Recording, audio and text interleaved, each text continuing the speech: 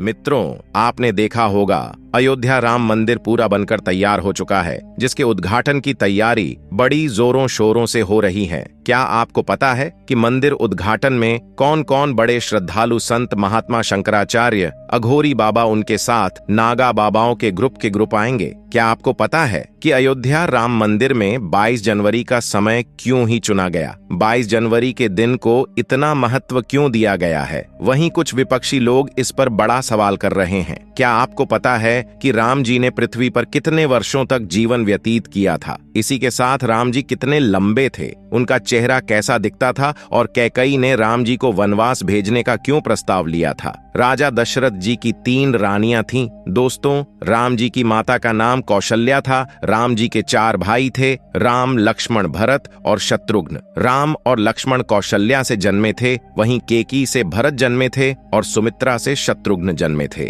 अब आपके दिमाग में सवाल आ रहा होगा कि राम जी कैसे दिखते थे? वहीं पर महर्षि वाल्मीकि जी ने रामायण में बताया है कि भगवान श्री राम का चेहरा एकदम चंद्रमा की तरह चमकीला, कोमल और सुंदर था। उनकी आंखें कमल की भांति खूबसूरत और बड़ी, उनकी नाक उनके चेहरे की तरह लंबी और खूबसूरत थी। उनके दोनों ओंठ सूर्य की तरह लाल थे। राम जी लंबाई 9 फीट 7 इंच थी और बताया जा रहा है कि भगवान श्री राम जी त्रेता युग में 11,000 वर्षों तक जीवित रहे थे। अब आगे चलते हैं, आखिर क्या हुआ जब अचानक से धरती फाड़कर बाहर निकले रावण के भाई विभीषण। जी हाँ दोस्तों, ये घटना अयोध्या नगरी की है, जो हाल फिलहाल ही हुई है। पिछले कुछ दिनों से हम सभी ये सुनते आ रहे हैं कि जब से राम मंदिर उद्घाटन का कार्य जितना समीप आ रहा है, वैसे वैसे ही एक बड़ी से एक घटनाएं भी सामने आ रही हैं, जिसमें सर्वप्रथम गिद्धों की झुंड की घटना सामने आई थी। उसके बाद वानरों के झुंड की और उसके बाद भालू के झुंड की घटना हमारे सामने आई थी। लेकिन अब जो घटना सामने आई है वह बहुत ही अविश्वसनीय है, क्योंकि 8 चिरंजीवियों में से एक चिरंजीवी रावण के सगे भाई विभीषण जी अयोध्या में प्रकट हो चुके हैं। इसके बाद लोगों के मन में शंकाएं पैदा हो रही हैं कि यह क्या हो रहा है और आखिर यह कैसे हुआ। यह विचार सभी के मन में आ रहे हैं। तो आपको बता दें कि विभीषण जी को प्रभु श्री राम ने ही समय के अंत तक जीवित रहने का वरदान दिया था। दोस्तों, रावण के भाई विभीषण बहुत बड़े राम भक्त थे।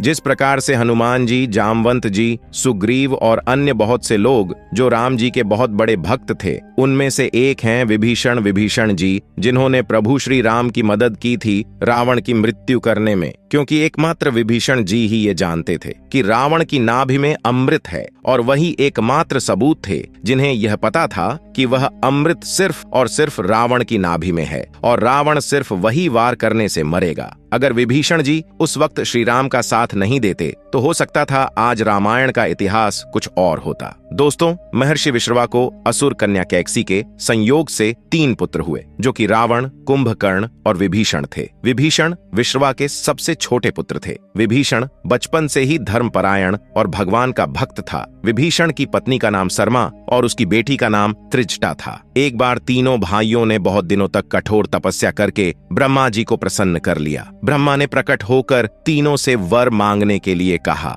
रावण ने अपने महत्वाकांक्षी स्वभाव के अनुसार ब्रह्मा जी से त्रैलोक्य विजयी होने का वरदान मांगा। कुंभकर्ण ने इंद्रासन की जगह गलती से निंद्रा स्थान मांग लिया, इसलिए वह वर्ष में बस एक दिन के लिए ही जागता था। अंत में विभीषण ने उनसे भगवत भक्ति की याचना की। तपस्या से लौटने के बाद रावण ने अपने सौतेले भाई कुबेर से सोने की लंका पूरी को छीनकर उसे अपनी राजधानी बनाया और ब्रह्मा के वरदान के प्रभाव से त्रैलोक्य विजयी बना। विभीषण भी रावण के साथ लंका में रहने लगे। रावण ने जब सीता जी का हरण किया, तब विभीषण पराई स्त्री के हरण को महापाप बताते हुए सीता जी को श्री राम को लौटा देने की सलाह देकर हमेशा धर्म की शिक्षा देते थे, लेकिन रावण उसकी एक नहीं सुनता था। अंत में रावण ने उसे लंका से निकाल दिया। दोस्तों, जब हनुमान जी सीता की खोज करते हुए लंका में आए, उन्होंने श्री राम नाम से अंकित विभीषण का घर देखा। घर के चारों ओर तुलसी के वृक्ष लगे हुए थे। सूर्योदय के पूर्व का समय था। उसी समय श्री राम नाम का स्मरण करते हुए विभीषण जी की निद्रा भंग हुई। राक्षसों के नगर में श्री राम भक्त को देखकर हनुमान जी को आश्चर्य हुआ। 2 राम भक्तों का परस्पर मिलन हुआ।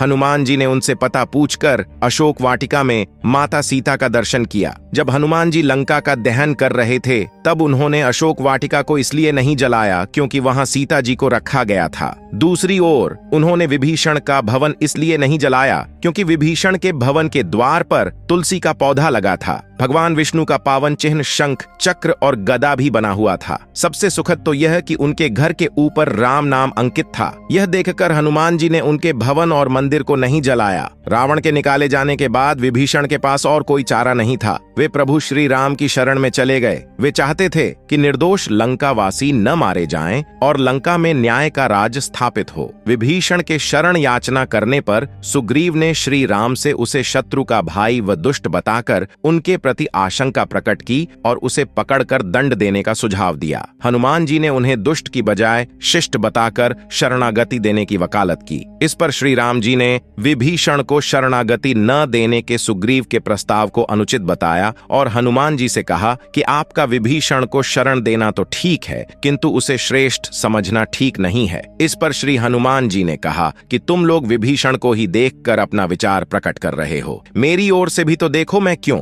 और क्या चाहता हूँ। फिर कुछ देर हनुमान जी ने रुक कर कहा, जो एक बार विनीत भाव से मेरी शरण की याचना करता है और कहता है मैं तेरा हूँ, उसे मैं अभयदान प्रदान कर देता हूँ। ये मेरा व्रत है, इसलिए विभीषण को अवश्य शरण दी जानी चाहिए। दोस्तों, विभीषण का एक गुप्तचर था जिसका नाम अनल था। उसने पक्षी का रूप धारण कर लंका जाकर रावण की रक्षा व्यवस्था तथा सैन्य शक्ति का पता लगाया और इसकी सूचना भगवान श्री राम को दी थी। विभीषण ने ही राम को कुंभकर्ण, मेघनाद और रावण की मृत्यु का रहस्य बताया था। भगवान श्री राम ने विभीषण को लंका का नरेश बनाया और अजर अमर होने का वरदान दिया। विभीषण जी सप्त चिरंजीवियों में एक हैं और अभी तक विद्यमान हैं। विभीषण को भी हनुमान जी की तरह चिरंजीवी होने का वरदान मिला है। वे भी आज सशरीर जीवित हैं। इंद्रादि देवताओं के बाद धरती पर सर्वप्रथम विभीषण ने ही हनुमान जी की शरण लेकर उनकी स्तुति की थी। विभीषण ने हनुमान जी की स्तुति में एक बहुत ही अद्भुत और अचूक स्तोत्र की रचना की है। विभीषण द्वारा रचित इस स्तोत्र को हनुमान वर्णवाल स्तोत्र कहते हैं।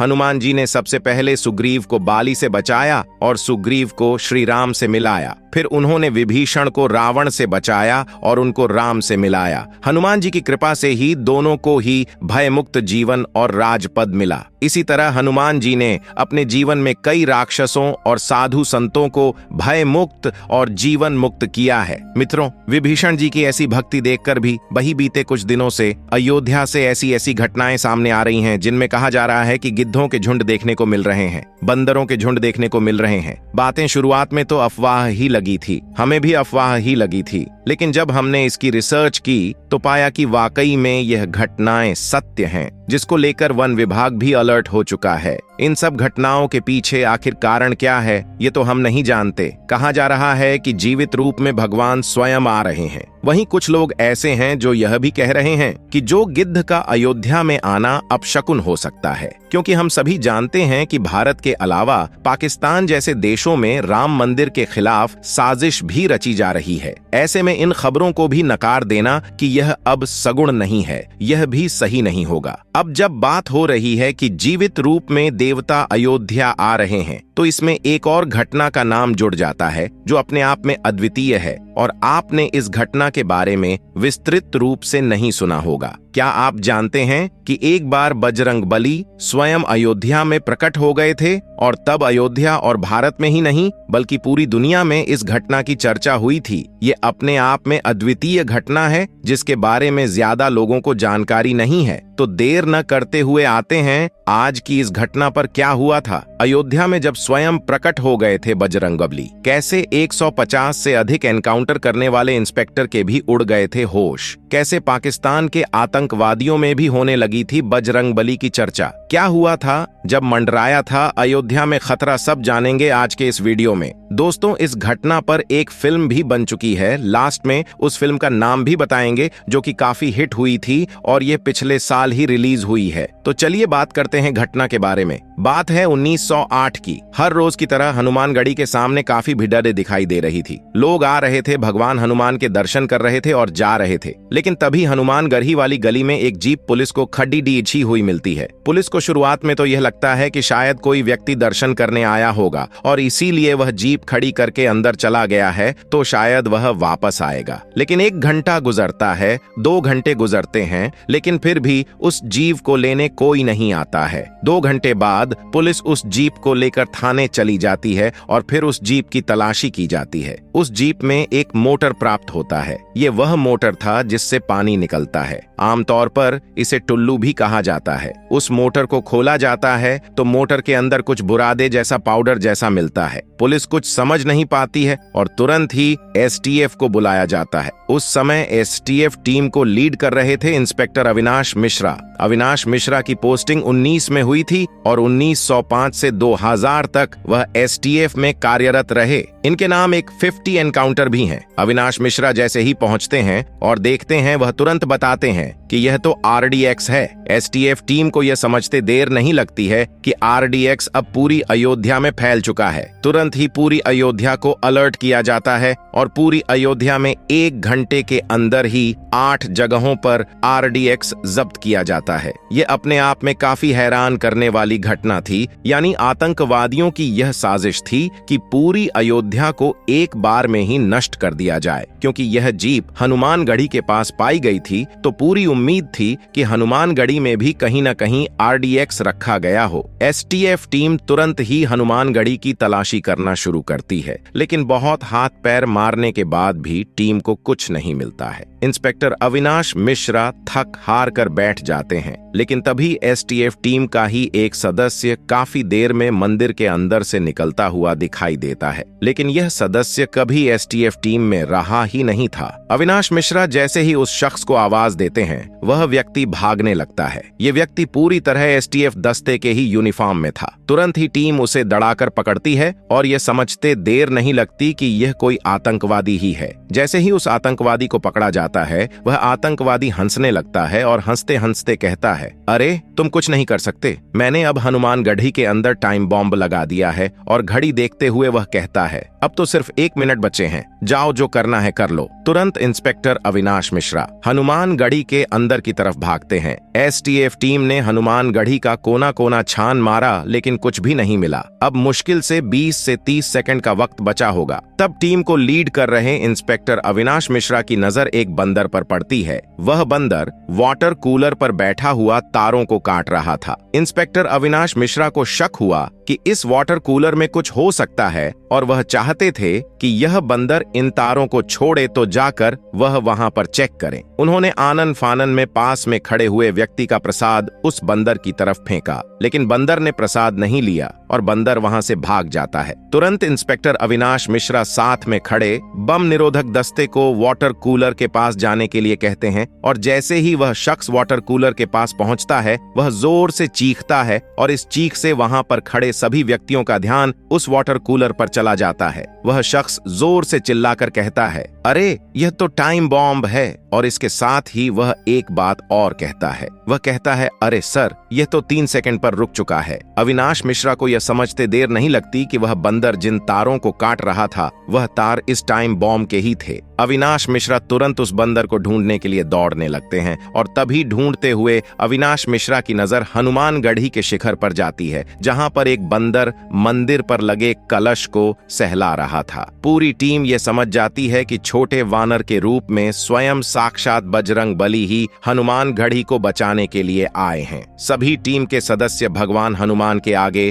दंडवत प्रणाम करते हैं। इंस्पेक्टर अविनाश मिश्रा सहित सभी टीम के सदस्यों के आंखों से आंसू बह रहे थे, हाथ जोड़े हुए थे और अपने आप को वह भाग्यशाली समझ रहे थे कि आज उन्हें साक्षात हनुमान जी के दर्शन प्राप्त हुए हैं। और थोड़ी ही देर में वह छोटा वानर आंखों की दृष्टि से ओझल हो जाता है। अविनाश मिश्रा स्वयं बताते हैं कि हमने जो भी उस दिन देखा वह एक सपने जैसा था। हम सोच भी नहीं सकते थे कि बजरंगबली ऐसे अपने भक्तों को बचाने आएंगे। अविनाश मिश्रा बताते हैं कि यह उनके जीवन की सबसे अद्भुत घटना थी। यानी बजरंगबली ने स्वयं आकर के न सिर्फ अयोध्या को बचाया, बल्कि अपने सैकड़ों भक्तों की जान बचाई। यह वाकई में अद्भुत घटना थी। अविश्वसनीय थी, अकल्पनीय थी इस घटना को इंस्पेक्टर अविनाश मिश्रा पर बनी फिल्म इंस्पेक्टर अविनाश में भी दिखाया गया है, जो पिछले साल 2023 में मई में रिलीज भी हुई थी। इस वीडियो में जो आपने इस घटना के सीन देखे वह भी इसी मूवी के ही हैं। तो दोस्तों, आज हमें ये लगा कि ये घटना आप तक अवश्य पहुंचानी चाहिए, तो हमने पहुंचाया। अब आपकी बारी है कि इस घटना को और भी लोगों के साथ शेयर करें। इसको लेकर के इंटरनेट पर तमाम आर्टिकल्स आपको मिल जाएंगे, तमाम वीडियोस मिल जाएंगे, और तो और वह फिल्म भी मिल जाएगी जिसमें इस घटना को दिखाया गया है। इसी तरह की और भी घटनाएं आप जानना चाहते हैं तो हमें सब्सक्राइब कर लें और अपनी राय कमेंट में देना मत भूलें।